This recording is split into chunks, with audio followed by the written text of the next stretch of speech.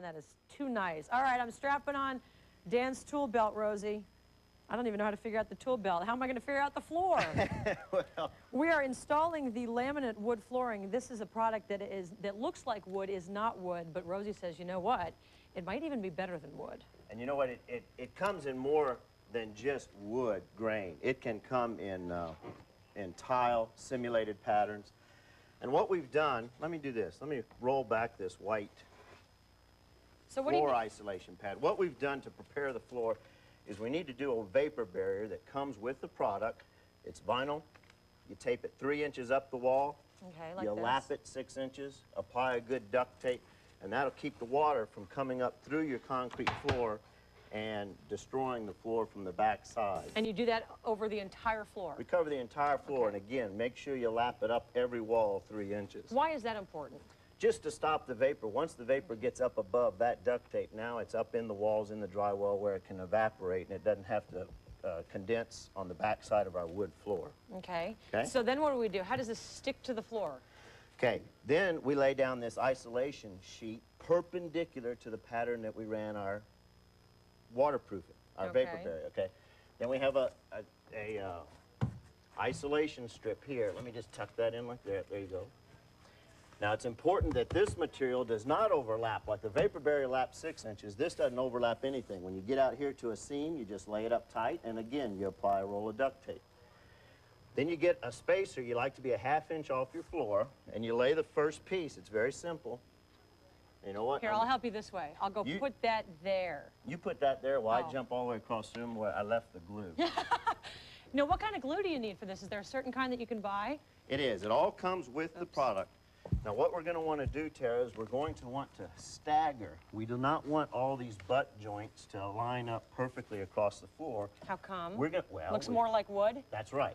We want to establish a random pattern. Oh. So we'll establish a halfway point. All these boards are tongue and groove. Which means what? I'll show you.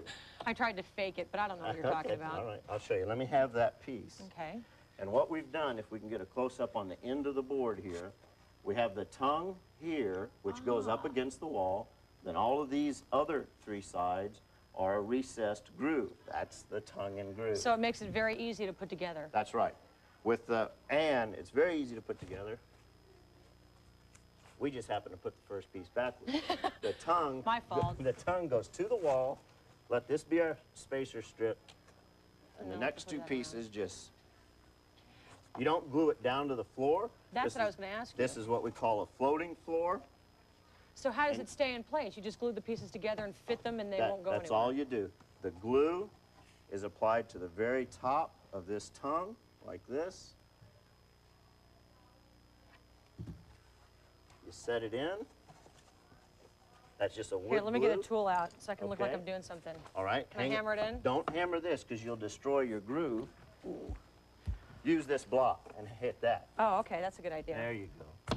You know, this is so easy. I think oh, look, it fits right in there. That's amazing. And the seam has disappeared.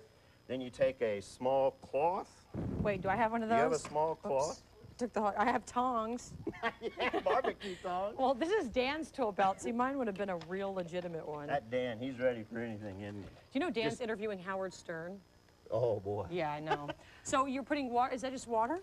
We're just wiping the glue off of the top. You want a good, again, you want a good heavy 1/8 inch bead along the top of this tongue. Okay. Do not glue.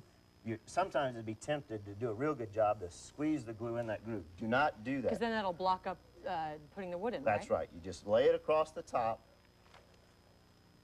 Tuck it in there. Wow. Take your pound block. I'm sorry. That's okay, my fault. We got about 30 seconds left.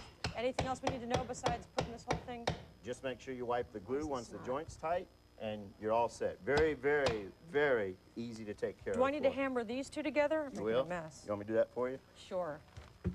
And then again, wipe off the glue like you mentioned. That's right. See, I didn't do a good job at that at all, pounding that in. You're stronger than me, Rosie. You might want to go ahead and do that. Well, this really isn't hard at all. And you can get this again at any of the major hardware stores? You sure can. Well, thank you so much. Laminate flooring. Laminate flooring, and it's a little less expensive than wood, but not by much. That's Rosie, correct. Happy Valentine's Day. Thank you, and to you too. Thanks for joining us this morning. When we come back, we'll check in.